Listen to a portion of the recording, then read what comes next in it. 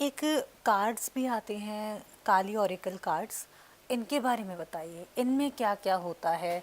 क्योंकि ये गॉडेस हैं, सनातन में बहुत ज़्यादा पूजी जाती हैं, ये क्या कहती हैं? अच्छा, अब जब मैं कह रही हूँ ओरेकल कार्ड्स, तो उसमें एक पर्सपेक्टिव हम चेंज करते हैं। ओके। ठीक है। काली माँ के कितने स्वरूप हैं? 10 महाविद्याएं हैं। इसके अलावा अलग अलग प्रांतों में अलग अलग नाम से वो पूजी जाती है, अलग अलग पर्पस से। डकैत काली, डकैत उनकी पूजा करते थे।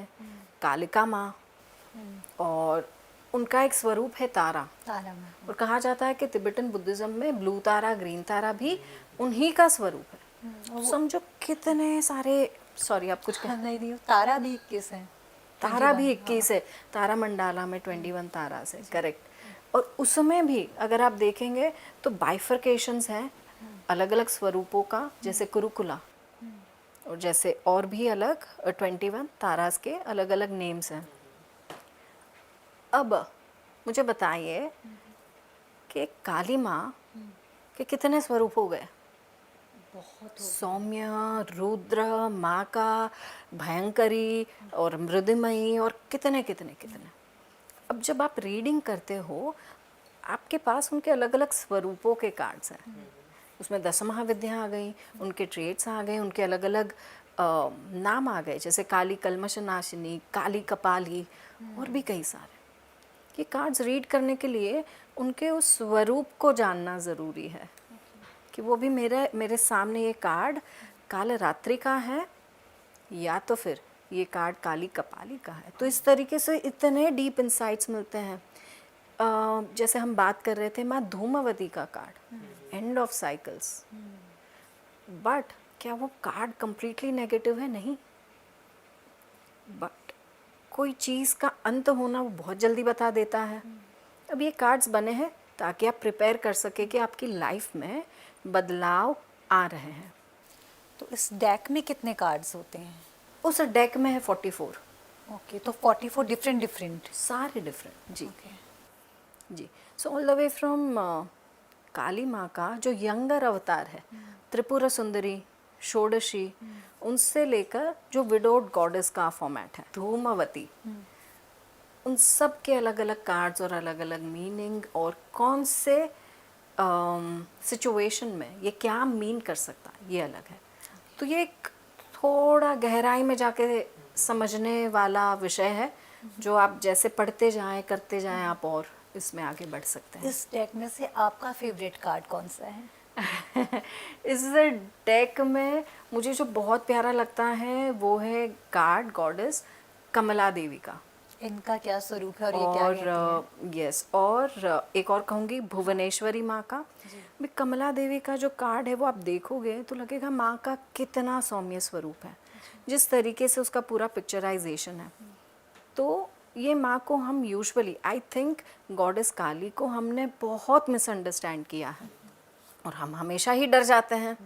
बट उनका एक स्वरूप है जो हमें प्रॉस्पेरिटी देता है, आशीर्वाद देता है, जिनको कहते हैं गॉडेस कमला देवी। उनको कनेक्ट करते हैं माँ लक्ष्मी से भी, क्योंकि वो माँ लक्ष्मी जैसा स्वरूप ज़्यादा है।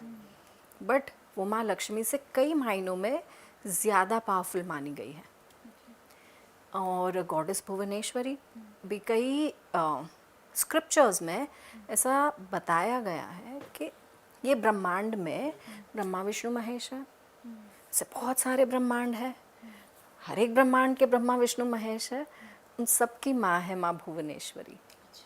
जी। तो उनकी जो अथॉरिटी दिख के आती है कार्ड में, like a queen, it is very amazing. Ma'am, इसको मैं थोड़ा सा ज्योतिष के एंगल से मैं आपसे जानना चाहता हूँ। ज्योतिष के पास अगर कोई चाहता है तो ज्योतिष क्या करते हैं, उनके डेट ऑफ बर्थ डिटेल्स लेके एक उनका लगन चार्ट बना दिया जाता है, जिसके बिहाफ पे वो बता देते हैं कि कौन सा घर उनमें क्या दिक्कत है, क्या प्रॉब्लम है, कौन सा ग्रह ऊंच का है या नीच का, वट वो पूरा डिटेल्स वहाँ शो करता है। बट कार्ड्स में तो ऐसा नहीं होता। वो कैसे प्रॉब्लम आपसे जान सकते हैं? क्योंकि ज्योतिष तो ये बता सकता है ना कि इस घर में ये प्रॉब्लम है तो आपके साथ ये लाइफ में दिक्कत आ रही होंगी। कार्ड्स के क्या साइन होते हैं? क्योंकि कार्ड्स में तो ये कहा जाता है ना कि हमें अपनी प्रॉब्लम बतानी पड़ती है, उसके भी यहाँ पे आप कार्ड्स निकालते हैं। कई बार आपको अपने प्रॉब्लम्स नहीं बताने होते हैं, अच्छा। फिर भी आपकी एनर्जी कैप्चर हो जाती है। अब मैं एक सिंपल साइंस बताती हूँ। ठीक है। आप एक मैग्नेटिक फील्ड हो, है ना, आप एक वाइब्रेट कर रहे हो, चाहे आप बायोसिस्टम यानी हमारा शरीर, तो उसमें एक वाइब्रेशन है, यानी एक मैग्नेटिक फील्ड भी बना है। हमारे आसपास ऑरा है, ऑरा में क्या है, हमारे इमोशंस हैं, हमारे थॉट्स हैं, हमारा कार्मिक बॉडी भी है। अब हमें कौन सा वाइब्रेशन इन्फ्लुएंस करता है? सबसे पहले इस पृथ्वी का, हमारा घर का, आसपास का। But from time to time जितने प्लैनेट्स मूव कर रहे हैं उनका भी मैग्नेटिक फोर्स हमें इन्फ्लुएंस करता है। और सबसे बड़ा साइन है चेंजिंग मून साइकिल्स के साथ ओशन का ऊपर नीचे होना, राइट। अब इस साइंस के आधार पर, चाहे आधार हो या इसी साइंस को लेकर बना है ज्योतिष शास्त्र। ये टाइम पे जब आप बर्थ किए थे तब जो आपके चार्ट्स थे, तब जो प्लैनेट्स थे, उस हिसाब से आज की प्लैनेटरी पोजीशन आपके लिए क्या लेकर आ रही है, तो उसे कहते हैं प्रिडिक्टिव साइंस। कैलकुलेशन के ऊपर निर्भर है, प्लैनेट के मूवमेंट के ऊपर निर्भर है। अब जब मैं आपके कार्ड रीडिंग करती हूँ, मैं आपकी एनर्जी पकड़ती हूँ, सिर्फ कार्ड रीडिंग नहीं कर रही हूँ।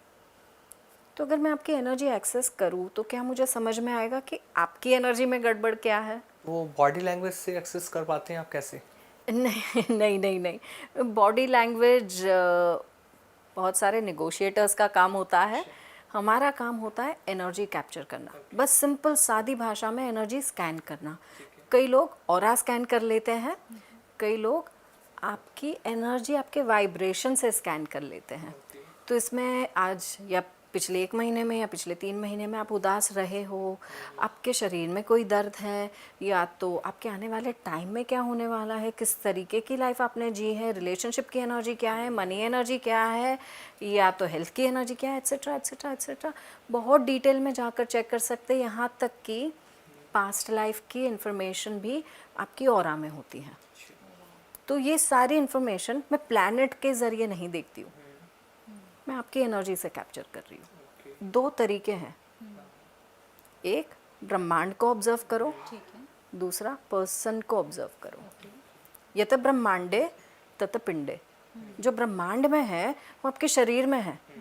जो इतना सारा इंफॉर्मेशन मैं ब्रह्मांड के नॉलेज को स्टडी करके या तो आउटसाइड नॉलेज को स्टडी करके देख सकती हूँ, उतना ही नॉलेज मैं आपको आपके अंदर के यूनिवर्स को स्टडी करके दे सकती हूँ।